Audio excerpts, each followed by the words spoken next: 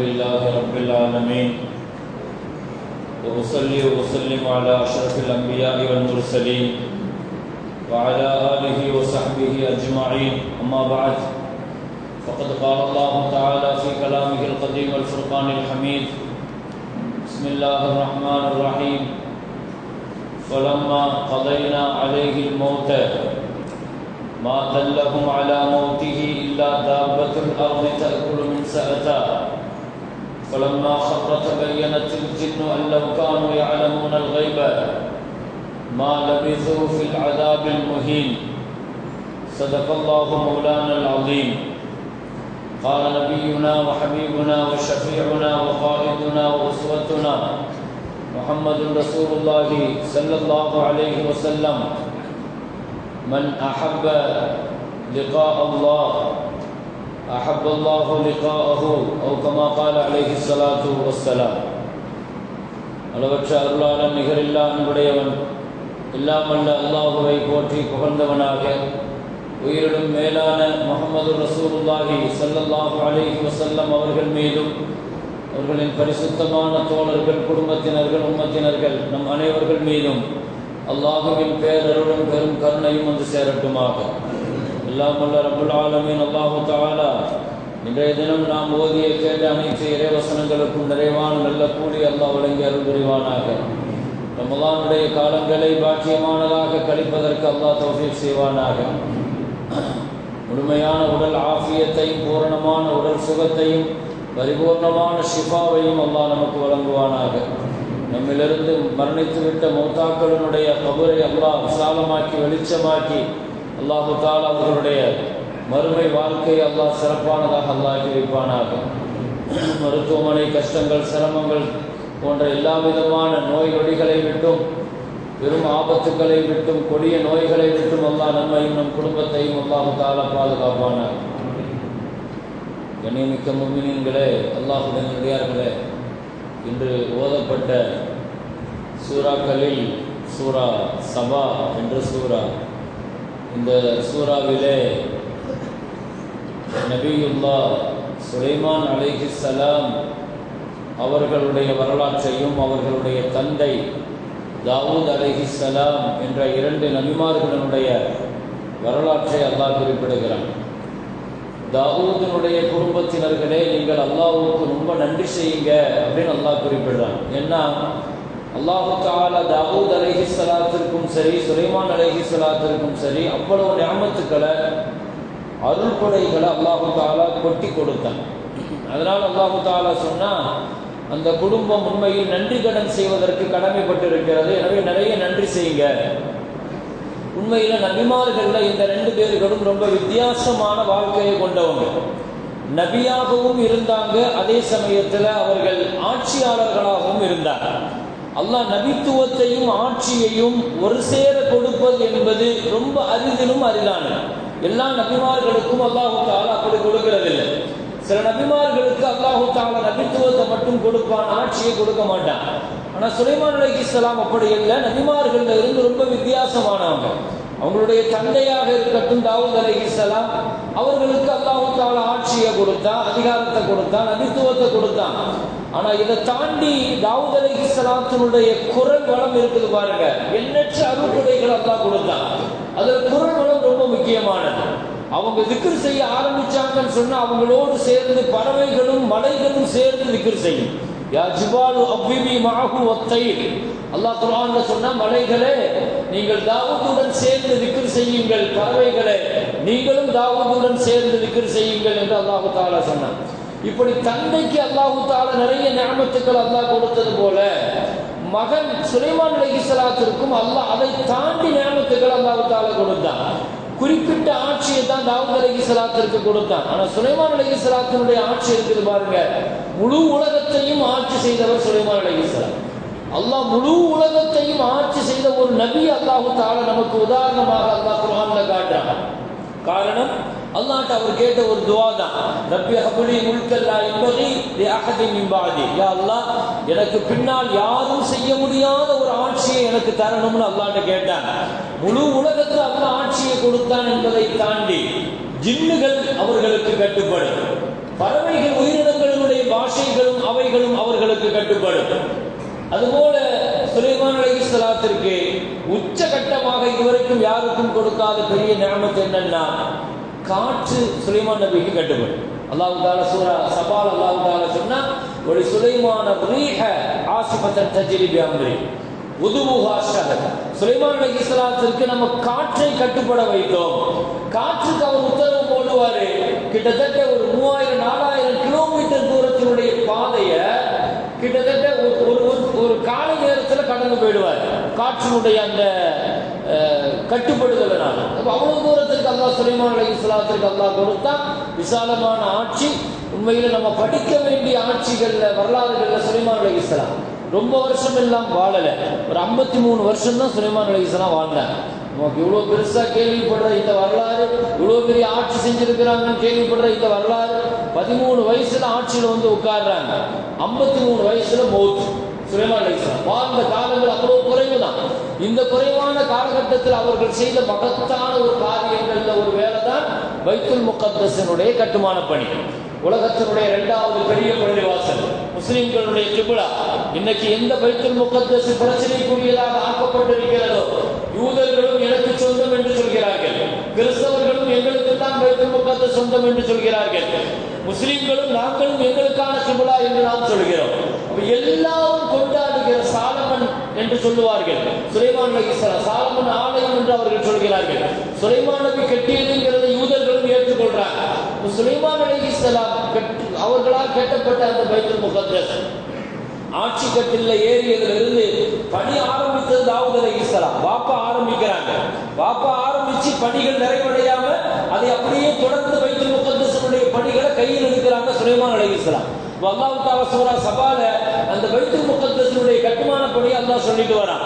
ரொம்ப ஆச்சரியம். நான் இங்கே கோடிட்டு காட்ட விரும்ப ஆசைப்படுவது ஒரே ஒரு இடம் தான். அந்த இடத்துல சுலைமான் அலைஹிஸ்ஸலாம் பைத்துல் முகத்தஸ் கட்டுற பணியை வேலை செஞ்சுட்டு இருக்கிறாங்க. அதுக்குண்டான வேலையில எல்லாரும் ஈடுபடுறாங்க. மனிதர்கள், ஜின்னுகள் எல்லாத்தையும் ஈடுபடுத்தி தான் அந்த பைத்துல் முகத்தஸ் கட்டப்பட்டுச்சு. அல்லாஹ் குர்ஆன்ல சொல்றான், ஜின்னுகள் சேர்ந்து கட்டியது பைத்துல் முகத்தஸ். வேற எந்த பள்ளியும் இவ்வளவு தூரம் ஜின்னுகளால் கட்டப்பட்டிருக்குமான்னு தெரியாது.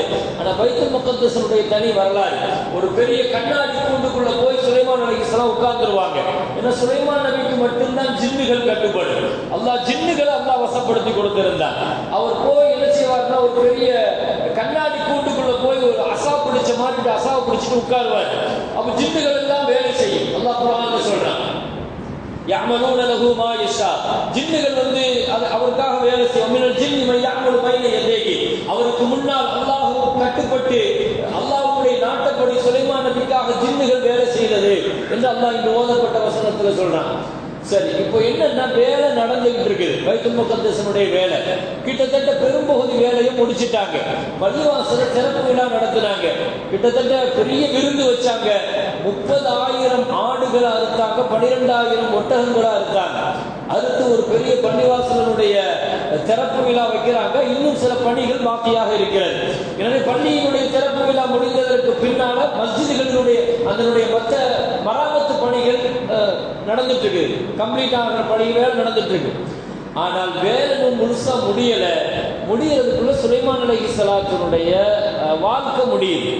அவருடைய அஜல் முடிஞ்சிருச்சு. 53 வருஷம் தான் அல்லாஹ் தஆலா சுலைமான் நபிக்கு வச்சிருந்த ஆயுள். அல்லாஹ் குர்ஆன்ல சொல்ற, "ஃபலம்மா கதைனா அலைஹில் மௌத மா தல்லஹும் அலா மௌதி." அல்லாஹ் பொறுத்த வரைக்கும் இந்த உலகத்துல ஒரு தரால என்ன வேலை நடந்துகிட்டு இருந்தாலும் சரி, அல்லாஹ்வுடைய சுன்னத் அதுதான். அவரை வச்சுதான் அந்த காரியத்தை நடத்தணுங்கிறது அவசியம் கிடையாது. அல்லாஹ் பொறுத்த வரைக்கும் உலகத்துல ஒரு காரியத்தை நாம இருக்கிற வரைக்கும் நாம நினைச்சுக்கிடுவோம், நாம வச்சுதான் நம்மளை வச்சுதான் நம்ம குடும்பம், நாம போயிட்டோம்னா நம்ம குடும்பம் அப்படி ஆயிடும், அப்படி நடுத்தல் நின்றோம். அப்படி எல்லாம் ஒன்றும் நடக்காது. அல்லாஹ் யாரை வச்சும் எதை வச்சும் அல்லாஹ் என்ன செய்யறது இல்லை. ஒருத்தருடைய அஜல் முடிஞ்சு போச்சுன்னா யாருக்காக வேண்டியும் அல்லாஹ் வைக்க மாட்டான். ஏன்? அவனுடைய தீனுடைய காரியங்களே நடந்துகிட்டு இருக்குதுன்னு வைங்க. அப்ப மார்க்க காரியங்களே நடந்துட்டு இருந்தால் கூட இவரால தான் இந்த காரியம் நடக்கணுங்கிறது அவசியம் இல்லை. ஒரு பெரிய போர்க்களம், அந்த போர்க்களத்துல ஒருத்தர் ரொம்ப சஹாபி கடுமையா போர் செய்யறாரு. ஒரு முஸ்லீம் தான், முஸ்லீம் படையில தான். சஹாபாக்கள் தான் அவருடைய வீரத்தை பார்த்து ரொம்ப விரமிச்சு போய் நின்னாங்க. இந்த போர்க்களத்துல வெற்றிங்கிறது இவர் கையில தான் கிடைக்கும், என்ன மாதிரி போர் செய்யறாருன்னு சொன்னாங்க.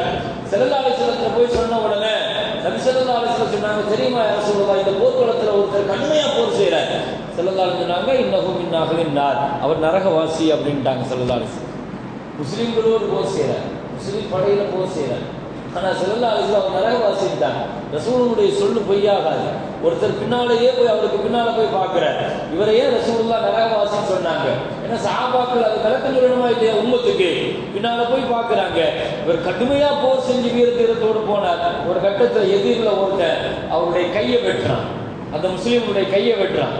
கையை வெட்டின உடனே அப்படியே அந்த வலியோட வாழை இன்னொரு கையில தாங்கி பிடிக்கிறார். லெப்ட் கையில போர் செஞ்சுட்டு போறார். கொஞ்ச நேரத்தில் அந்த கை அப்படியே தொங்கிட்டு இருக்குது. அவரால் வலி தாங்க முடியல. என்ன செஞ்சாரு? காலுக்கு கீழே கையை வச்சு அப்படி கையை கழட்டிட்டார். கையை தொங்கிட்டு இருக்குது, வலி தாங்க முடியாம அவரே கையை என்ன செஞ்சுட்டாரு? கழட்டியார். அப்ப லெப்ட் கையில போர் செஞ்சுட்டே போகும்போது பின்னால என்ன செஞ்ச இன்னொருத்தர் வந்து லெப்ட் கையை வெட்டினான். கொஞ்சம் தூரம் லெப்ட் கையும் அப்படி வழியில தாங்க முடியாம வேதனையில அதே மாதிரி லெப்ட் கையும் கழட்டி எந்த அளவுக்குன்னா கடைசியா ஒரு கட்டத்தில் அவரால் வலி தாங்க முடியாம அந்த வாழை பூமியில நட்டி தன்னுடைய நெஞ்ச அதில் அப்படியே பண்ணி தன்னை ரெண்டா கிழிச்சிட்டார். தற்கொலை பண்ணிக்கிட்டார். தற்கொலை பண்ணி மூத்தா போயிட்டார். ஸல்லல்லாஹு அலைஹி வஸல்லம் அப்பதான் சொன்னாங்க, இன்னல்லாஹ் லா யுஅய்யிது ஹாதா தீன பிர்ரஜுலில் ஃபாஜிர். அல்லாஹ் சில நேரங்களில் இந்த தீனை உதவி செய்யணும்னு நினைச்சிட்டா பாவிகளை வச்சு கூட அல்லாஹ் இந்த தீனுக்கு உதவி செய்வான். இந்த தீனை வந்து நல்லவங்களை வச்சு மட்டும்தான் உதவி செய்யணுங்கிறது கிடையாது.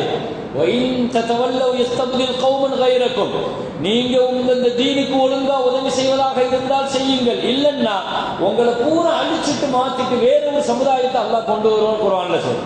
அவங்க என்ன நான் சொல்ல வருகிறேன்னு சொன்னா, அல்லாஹ்வை பொறுத்த வரைக்கும் எந்த காரியத்தையுமே அல்லாஹ் யாருக்காகவும் நிறுத்த மாட்டான். ஆயுள் முடிஞ்சிருச்சு, அஜல் முடிஞ்சிருச்சு, ரிஸ்க் முடிஞ்சிருச்சு. அல்லாஹ் சுலைமான் நபிக்கு அல்லாஹ் ரூஹ் வாங்கிட்டாங்க. ரூஹ் வாங்கின சுலைமான் அலைஹிஸ்ஸலாம் அப்படியே தங்களுடைய அந்த கண்ணாடி கூண்டுல உட்கார்ந்து இருக்கிறாங்க. என்ன ஜின்னுகள் ஏற்கனவே மக்களை என்ன சொல்லிட்டு இருந்துச்சுன்னா, எங்களுக்கு மறைவான செய்திகள் தான் தெரியும் அப்படிங்கிற மாதிரி சொல்லிட்டு இருந்துச்சு. அல்லாஹ் தஆலா ஜின்னுகளுக்கு பாடம் காட்டுறதுக்காக அல்லாஹ் என்ன செஞ்சான்னா, ஒரு வருஷம் அப்படியே அல்லாஹ் உட்கார வச்சான். ஃபலம்மா கலைனா அலைஹில் மௌத், அல்லாஹ் குர்ஆன்ல சொல்றான், சுலைமான் நபிக்கு மௌத்தை நம்ம விதிச்சு அவர் மௌத்தாக்கிட்டோம். ஆனா ஜின்னுகளுக்கு தெரியாத அவர் மௌத்தாயிட்டான்னு சொல்லிட்டு சுலைமான் நபி ஹயாத்தா இருந்து பார்த்துட்டு இருக்கிறாருன்னு சொல்லி வேலை செஞ்சுட்டு இருக்கிறாங்க. ஒரு வருஷம் பள்ளிவாசலுடைய வேலை நடந்துட்டு இருந்துச்சு ஜின்னுகளால. எப்போ விலகிக்கிட்டாங்க அல்லாஹ் சொல்றான், கரையான் இருக்கிற கரையான் அவர் பிடித்து கொண்டிருந்த அந்த அசாவை குச்ச கொஞ்சம் கொஞ்சமா அரிச்சு அது கீழே விழுது, இவரும் கீழே விடுறாரு.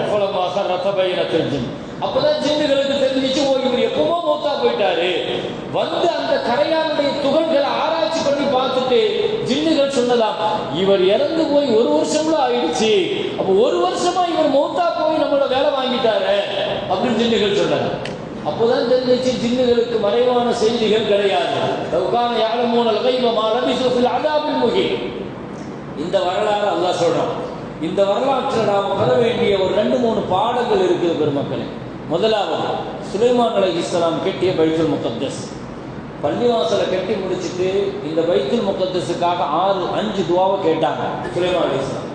முதல்ல கேட்டாங்க, யா அல்லாஹ், இந்த பைத்துல் முகத்தஸுக்கு உள்ள வந்துட்டு போகிறவர் தௌபாவோட போகணும். பைத்துல் முகத்தஸுக்குள்ள வந்து 2 ரக்காத் தொழுதுட்டு அவர் வெளியே போனா அன்று பிறந்த பாலகனை போல பச்சை புள்ள மாதிரி நீ திருப்பி அனுப்பணும். சுலைமான் அலைஹிஸ்ஸலாத்துடைய துவா.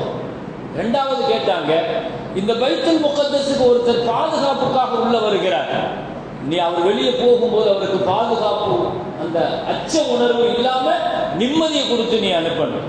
3வது, பைத்துல் முகத்தஸுக்கு உள்ள வருகிறார், அவர் நோயுடன் வருகிறார், ஷிஃபாவை நாடி வருகிறார், அவருக்கு நீ ஷிஃபாவை கொடுக்கணும். வறுமையோடு உள்ளே வருகிறார், பொருளாதாரத்தை நாடி வருகிறார், அவரை நீ பணக்காரனாக வாழ வைக்கணும். 3வது, ஒரு பெரிய சோதனையில ஃபித்னால அவர் உள்ள வராரு, அந்த சோதனையை விட்டு அவரை பாதுகாக்கணும். அவர்கள் கட்டிய பைத்துல் முகத்தஸ சுலைமான் அலைஹிஸ்ஸலாம் எப்படி காபத்துல்லாஹுக்காக வேண்டி இப்ராஹிம் அலைஹிஸ்ஸலாம் நிறைய துவா செஞ்சாங்க, மஸ்ஜிதுல் நபவிக்காக வேண்டி ஸல்லல்லாஹு அலைஹி வஸல்லம் நிறைய துவா செஞ்சாங்க, அதே மாதிரி பைத்துல் முகத்தஸுக்காக சுலைமான் அலைஹிஸ்ஸலாம் நிறைய துவா செஞ்சாங்க. அதுல முக்கியமான இந்த 5 விஷயம். அப்போ வாழ்நாளில் ஒரு தடவையாவது நம்ம அந்த பைத்துல் முகத்தஸில் போய் 2 ரக்காத் தொழுகணுங்கிற நியத் இருக்கணும். அது நமக்கான கிபிலா. ஏன்னா ரசூல் ஸல்லல்லாஹு அலைஹி வஸல்லத்தினுடைய தலைமையில் அங்கே எல்லா நபிமார்களுக்கு இமாமத்து நடந்த இடம். உலகத்தில் நீங்கள் எந்த பள்ளிவாசலுக்கு போனாலும் எல்லா நபிமார்களுக்கு ரசூலுல்லாஹ் இமாமத்து செஞ்ச இடத்தை பார்க்க முடியாது. அப்போ நீங்கள் நபிமார்கள் மஸ்ஜிது நபவியில கூட ஸல்லல்லாஹு அலைஹி வஸல்லம் சஹாபாக்களுக்கு தான் இமாமத்து செஞ்சிருக்கிறாங்க. அப்படிதானே? ரசூலுல்லாஹ் இமாம், ஆனா பின்னால் நின்னது கூட சஹாபாக்கள். ஆனா நபிமார்கள் பின்னால நின்று ரசூல் ஸல்லல்லாஹு அலைஹி வஸல்லம் இமாமா நின்று நடந்த ஒரு இடம் எது? பைத்துல் முகத்தஸ் தான். வாழ்க்கையில நீங்க கோடி கொடுத்தாலும் கிடைக்காத பெரிய பாக்கியம் அது. நம்ம எப்பவுமே என்ன செய்யக்கூடாது, வாழ்நாள்ல எத்தனையோ இடங்களுக்கு சுற்றுலா போறோம், பைத்துல் முகத்தஸுக்கு வாழ்நாள்ல போகிறோம். சுலைமான் அலைஹிஸ்ஸலாம் உங்களுடைய வறுமை, உங்கள் நோய், உங்களுடைய பயம், உங்களுடைய பாவம், உங்களுடைய ஃபித்னா, 5 விஷயங்கள் சுலைமான் அலைஹிஸ்ஸலாம் சொன்னாங்க. இது அவர்கள் கட்டிய பைத்துல் முகத்தஸுக்கு அல்லாஹ் கொடுத்த பெரிய தனிச்சிறப்பு. இரண்டாவது என்னன்னா, ஒரு வருஷமா உட்கார்ந்து இருக்கிறாரு, சுலைமான் அலைஹிஸ்ஸலாம் மௌத்தாயி. ஆனா அவர் உடல்ல எந்த மாற்றமும் ஏற்படல. நபிமார்களுடைய உடல்களை கபரோ மண்ணோ தொடாது என்பதற்கு குர்ஆன் தெளிவான ஆதாரம். நபிமார்கள் வெளியே இருந்தா சுலைமான் ஒரு வருஷம் எப்படி இருந்தாரு சுலைமான் அலைஹிஸ்ஸலாம், கபருக்குள்ள வச்சாலும் அப்படிதான் இருப்பாங்க. நபிமார்களுடைய உடல்களை, சாலிஹீன்களுடைய உடல்களை, அவுலியாக்களுடைய உடல்களை, இறைநேசர்களுடைய உடல்களை கபர் தொட முடியாது. கபருடைய மண் தொடுவதை அல்லாஹ் ஹராமாக்கி இருக்கிறார். உஹது போர்க்களத்தில் இறந்த அம்ர் இப்னுல் ஜமூஹ், அப்துல்லாஹ் இப்னு அம்ர், 2 சஹாபா, பின்னால் வந்த 2 சஹாபாக்களுடைய உடல்கள் ஒரே கபர்ல அடக்கப்பட்டுச்சு. 36 வருஷத்துக்கு பின்னால் அந்த கபர் தோண்டி எடுக்கப்பட்டுச்சு. மோத்தால வருது, மோத்தா மாலிக்ல இந்த ஹதீஸ் வருது. 36 வருஷம் கழிச்சு 2 சஹாபாக்களுடைய கபர். எதுக்காகன்னா, தண்ணீர் பெரிய வெள்ளம் கபருக்குள்ள தண்ணி போயிடுச்சு. அதை தோன்றாங்க, கிரேனை வச்சு எடுக்கிறாங்க. ஒரு 36 வருஷம் கழிச்சு அந்த காலத்துல இருந்த அந்த அமைப்பை வச்சு அந்த கபரை தோண்டி எடுக்கிறாங்க. எடுத்தா அல்லாஹு அக்பர், காலையில் அடக்கம் பண்ண மாதிரி இருக்குது கஃன். கஃன் துணியில கூட லேசா ஒரு சின்ன கரை கூட ஏற்படல. நபிமார்கள், சாலிஹீன்கள், அவுலியாக்கள், சஹாபாக்கள், இவர்களுடைய கபர்களை எல்லாம் மண்ணுக்குள் இருந்தாலும் அவர்கள் அப்படித்தான் இருப்பார்கள். ஒரு 100 வருஷம் கழிச்சு ஸல்லல்லாஹு அலைஹி வஸல்லத்தினுடைய கபர் இருக்குத, அதை சுற்றி ஒரு பெரிய ஈயத்தினாலான ஒரு பெரிய சுவர் எழுப்புறதுக்காக வேண்டி தோண்டினாங்க. ஏன்னா ஒரு 2 பேர் யூரோப்பில் இருந்து என்ன செஞ்சுட்டாங்க, ரசூலுல்லாஹ்வுடைய கபரை தோன்றதுக்கு அண்டர் கிரவுண்டில் ஒரு பெரிய வேலை பார்த்தாங்க. அண்டர் கிரவுண்ட் வழியாக மஸ்ஜித் நபவிக்குள்ள உள்ள போய் ரசூலுல்லாஹ்வுடைய உடலை எடுக்கணுங்கிறதுக்கு ஒரு 2 பேர் உள்ள இந்த வேலையை செஞ்சாங்க. ஸல்லல்லாஹு அலைஹி வஸல்லம் கனவுல அன்றைக்கு ஆட்சியாளராக இருந்தவர்கிட்ட சொன்னாங்க. உடனே அவங்க ஹஜ்ரத் சயீத் இப்னு முஸையப் ரஹ்மத்துல்லாஹ், அப்துல் அஸீஸ் ரஹ்மத்துல்லாஹ் போன்றவங்களுடைய தலைமையில் அது நடந்துச்சு. சுற்றியும் ஒரு பெரிய இது தோண்டி அதுக்கு பின்னால தான் இனி யாரும் ஒரு இரும்பினாலான ஒரு பெரிய பாதுகாப்பு கவசத்தை கொடுக்கணுங்கிறதுனால அவங்க யாரும் 2 பேரை பள்ளிவாசல்ல கண்டுபிடிச்சு அந்த இடத்துல 2 பேருடைய தலையை வெட்டினாங்க. ஸல்லல்லாஹு அலைஹி வஸல்லம் சொன்ன அடையாளங்களை வச்சு அந்த 2 பேரும் கண்டுபிடிக்கப்பட்டு விசாரிச்சப்பையும் என்ன செஞ்சிருக்காங்க, மேற்கத்திய நாடுலேருந்து வந்திருக்கிறான், இந்த வேலையை பார்த்துருக்கிறாங்கிறத பார்த்து 2 பேரும் உடனே தலை வெட்டப்பட்டுச்சுன்னு வைங்க. இப்போ அதுக்கு பின்னால் அது தோண்டுவதற்காக ஒரு வேலை நடக்கிற பொழுது, தோண்டி கொண்டு இருக்கிற பொழுது அந்த ஆயுதம் லேசாக ஒரு கால் தெரிஞ்சுட்டு அந்த காலில் போட்டுட்டேன். தெரிஞ்சு போடலை, மண்ணை தோண்டும் போது அந்த காலில் போட்ட உடனே காலில் இருந்து ரத்தம் வருது. உடனே உமர் இப்னு அப்துல் அஸீஸ் ரஹ்மத்துல்லாஹ் கேட்டாங்க, இது யாருடைய காலுன்னு கேட்டாங்க. அதற்கு சுஃபியான் சௌரி நினைக்கிறேன் ரஹ்மத்துல்லாஹ், அல்லாஹ் மேல சத்தியமாக இது அதற்கு உமர் ரலியல்லாஹுடைய காலுன்னு சொன்னாங்க. உமர் ரலியல்லாஹு ஸல்லல்லாஹு அலைஹி வஸல்லம் பக்கத்தில் அடக்கம் செய்யப்பட்டிருக்காங்க. சுற்றி அந்த பார்டருக்காக தோண்டும் போது உமர் ரலியல்லாஹுடைய காலில் லேசா அது பட்ட உடனே இன்னும் அதுல இருந்து ரத்தம் வருதுன்னு சொன்னா எத்தனை வருஷத்துக்கு முன்னால்? 100 வருஷத்துக்கு பின்னால். அல்லாஹ் அக்பர்.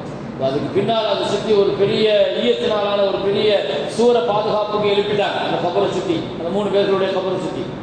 நான் எதுக்கு சொல்ல வருகிறேன், நபிமார்களுடைய சாலிஹீன்களுடைய உடல்கள் கபருக்குள் பாதுகாக்கப்படும், அவுலியாக்களுடைய கபர்கள் பாதுகாக்கப்படும். எத்தனை வருஷமானாலும் சரி அந்த உடல்களை மண்ணு தொடுவதை அல்லாஹ் ஹராமாக்கி வச்சிருக்கிறான். குர்ஆன் சொல்லுகிற சுலைமான் அலைஹிஸ்ஸலாத்தினுடைய வரலாற்றுல 1 வருஷம் அல்லாஹ் இருந்துச்சு.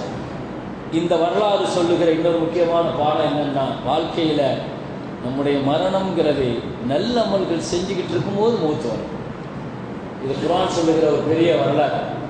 அல்லாஹ் வாழ்க்கையில் எத்தனையோ பேருக்கு அல்லாஹ் மௌத்தை கொடுக்குறான். சில பேர்களுக்கு அல்லாஹ் மௌத்தை சுஜூத் செய்யும் போது கொடுக்குறான், சில பேர்களில் தொழுகையை அல்லாஹ் கொடுக்குறான், குர்ஆன் ஓதிட்டு இருக்கும்போது அல்லாஹ் தாலா கொடுக்குறான். வாழ்க்கையில் எத்தனை பேர்களுக்கு அல்லாஹ் எப்படியெல்லாம் கொடுக்குறான். உமர் ரலியல்லாஹு தொழுகிட்டு இருக்கும்போது மௌத்தானான், உஸ்மான் ரலியல்லாஹு குர்ஆன் ஓதிக்கிட்டு இருக்கும்போது மௌத்தானான், நபி ஸல்லல்லாஹு அலைஹி வஸல்லம் அப்படியே விஸ்வாக்கு செஞ்சுக்கிட்டே இருக்கும்போது மௌத்தாகிறான்.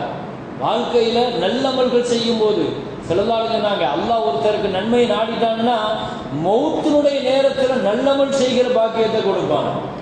மரண நேரத்தில் அமல் செஞ்சுக்கிட்டே இருக்கும்போது மௌத்தாகிறத விட பெரிய நசீப் என்னங்க இருக்க முடியும்? பைத்துல் முகத்தஸை கட்டிக்கிட்டே இருக்கிற போது, இந்த மகத்தான பணியில இருக்கும்போது அல்லாஹ் மௌத்தை கொடுக்கிறான். இது எவ்வளவு பெரிய நல்ல மௌத்து. நல்ல மௌத்துக்கான அடையாளம் ஸல்லல்லாஹு அலைஹி வஸல்லம் சொன்னாங்க, கலிமாவுடன் மௌத்தாகிறது, கலிமா சொல்லி மௌத்தாகிறது. அதே மாதிரி வியாழக்கிழமை இரவு, வெள்ளிக்கிழமை இரவு மௌத்து. அதே மாதிரி ரமலானுடைய காலங்களினுடைய மௌத்து. ஸல்லல்லாஹு அலைஹி வஸல்லம் சொன்னாங்க, ரமலானுடைய காலங்களில் மௌத்தாகிற காஃபிர்களுடைய உடல்கள் கூட ரமலான் முடிகிற வரைக்கும் வேதனை நிறுத்தி வைக்கப்படும். முஸ்லிம்களுக்கு ரமலான் காலத்தினுடைய மௌத், நெற்றி வேர்வையுடன் மௌத், ஸலவாத்துடன் மௌத், ஸல்லல்லாஹு அலைஹி வஸல்லத்தை கனவுல பார்த்ததற்கு பின்னால் வரக்கூடிய மௌத், இப்படி நல்ல மௌத்திற்கான அடையாளங்கள் நிறைய உண்டு. எனவே நல்ல அமல்கள் செஞ்சுக்கிட்டு இருக்கும்போது வருகிற மௌத்து அல்லாஹ்விட்ட ஒரு பெரிய பாக்கியமானது.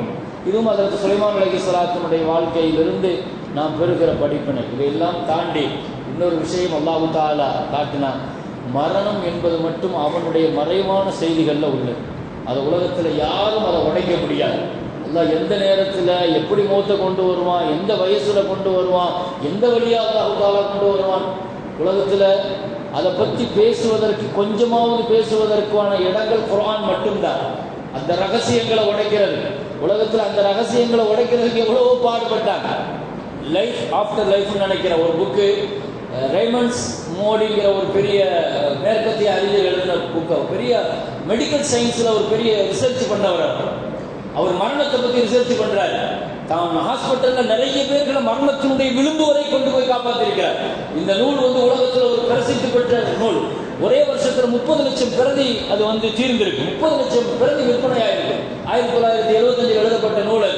வாய்ப்பு கிடைத்தா அந்த நூலை படிச்சு பாருங்க. அந்த நூலில் அந்த டாக்டர் ஒரு பெரிய ரிசர்ச்சில், ஒரு பெரிய அந்த மெடிக்கல்ல அவர் என்ன 150 பேர்கிட்ட ஒரு பெரிய இன்டர்வியூ எடுத்திருக்கிறார். அந்த 150 பேர் யாருன்னா மரணத்தினுடைய விளிம்பு வரைக்கும் போயிட்டு வந்தாங்க. மரணம் வரைக்கும் போயிட்டு வந்துட்டு திரும்ப வருவாங்க இல்லையா, அப்படி காப்பாற்றப்பட்ட 150 பேர்கள் அவர் என்ன செஞ்சிருக்கிறாரு, ஒரு பேட்டி எடுக்கிறாரு. நீங்க அந்த நேரத்தில் என்ன பார்த்தீங்க, அப்ப மரண நேரங்கள்ல நடக்கிறது என்னங்கிறத ஒரு பெரிய ஆய்வு நடத்துறார் அவர். கிட்டத்தட்ட கேட்டவங்களுடைய ஆய்வை வச்சு அவர் தொகுத்து எழுதியிருக்கிறார். என்ன சொல்றாருன்னா, சொன்னவங்க எல்லாமே பெரும்பாலும் ஒரே செய்தியை, அதே கண்டென்ட், ஒரே மாதிரி செய்தி வருது. என்ன சொல்றாங்கன்னா, அந்த கடைசி நிமிடம் வரைக்கும் போனப்போ எங்களுக்கு ஒரு இருட்டு ஒன்று தெரியுது அப்படிங்கிறாங்க. அந்த மரண நேரத்தை விளக்கும் போது ஒரு இருட்டு ஒன்று தெரியுது அப்படி சில பேர். இன்னும் சில பேர் ஒரு வகையான வெளிச்சம் வருது அப்படிங்கிறாங்க. அதே மாதிரி எங்களுடைய உடலை விட்டு நாங்க ஒரு தனியா நிக்கிற மாதிரி ஒரு உணர்வு வருது. எங்கள்ல இருந்து இறந்து போனவங்களுடைய முகங்கள், எங்கள் நண்பர்களுடைய முகங்கள் முன்னால வருது. எங்க வாழ்க்கையில என்னைக்கும் நாங்க செஞ்ச சில செயல்கள் அந்த கண்ணுக்கு முன்னால காட்டப்படுது. அப்ப இந்த மாதிரியான காட்சிகளை எல்லாம் தொகுத்து அவர் எழுதியிருக்கிறார். 150 பேருக்கு அவர் ஆய்வு பண்ணி அவர் எழுதியிருக்கிறார். எது எப்படியோ மரண நேரங்கள் என்பது இருட்டோ வெளிச்சமோ, நிச்சயமாக மார்க்க அடிப்படையில் சொல்வதானால் நிச்சயமாக மரண நேரத்தில் ஷைத்தானும் வருவான், மரண நேரத்தில் மலக்கும் வருவார்கள். ஆனா மலக்கு வர்றதுக்கு முன்னால முதல்ல ஷைத்தான் தான் வரும். ஸல்லல்லாஹு அலைஹி வஸல்லம் சொன்னாங்க, நிச்சயமாக உங்களை ஷைத்தான் சந்திப்பான். நம்ம மரண நேரத்தில் உங்களை எப்படியாவது தீனை விட்டு அவன் குழப்பத்தை ஏற்படுத்துவான். மார்க்கத்தை எப்படியாவது அவன் குழப்பறதுக்கு என்ன செய்வான், உங்களை என்ன செய்வான், நீ தப்பான மார்க்கத்தில் இருந்துட்ட, உன் கொள்கை தவறானது, நீ இறைவனை இது பண்ற, நீ யூதனா மூத்தாக, யூத கொள்கை தெரியுமா, கிறிஸ்தவ கொள்கை தெரியுமா, நாத்திக கொள்கை தெரியுமா, கடவுள்னு ஒன்று இல்லை, நீ அந்த மாதிரி கடைசி நேரத்தில் அவன் நம்மளை போட்டு பெரிய அளவில் பிரெயின் வாஷ் பண்ணுவான். அதில் தப்புறது ரொம்ப கஷ்டம். அல்லாஹ் பாதுகாக்கணும். அல்லாஹ்வுடைய உதவி இருந்தால் மட்டும்தான் தப்ப முடியும். காலமெல்லாம் ஈமான பாதுகாத்துட்டு ஏற்கனவே சக்கராத்து வழியில் இருக்கும்போது அந்த நேரத்தில் நம்மளை ஈமான பதம் பார்த்துட்டான்னு வைங்க, இல்லை அல்லாஹ் பாதுகாக்கணும். எனவே அந்த நேரத்தில் நாம் பாதுகாக்கப்படணும், அல்லாஹ்ட்ட அதிகமாக கேட்கணும். அதே மாதிரி இவன்கிட்ட இருந்து தெளிவாக தப்பிச்சு களிமா சொல்லிட்டேன்னு சொன்னா அதுக்கு பின்னால் அல்லாஹ் சொன்னா தத்தனஸ்ஸலு அலைஹிமுல் மலாயிகா, மலக்குமார்கள் வருவாங்க, மலக்குமார்களை பார்ப்பீங்க. அல்லா தகாஃபு லா தஹ்சனு, பயப்படாதீங்க, கவலைப்படாதீங்க, உங்களுக்கு சொர்க்கம் இருக்குது. அப்படி எல்லாம் மலக்குமார்கள் வந்து உங்களுக்கு சோபனம் சொல்லுவார்கள். சொர்க்கத்தை கண்ணுக்கு முன்னால காட்டுவாங்க. மரணத்தில் இருக்கிற ஒருத்தர் சொர்க்கத்தை பார்த்துட்டு மௌத்தாக்குவாங்க.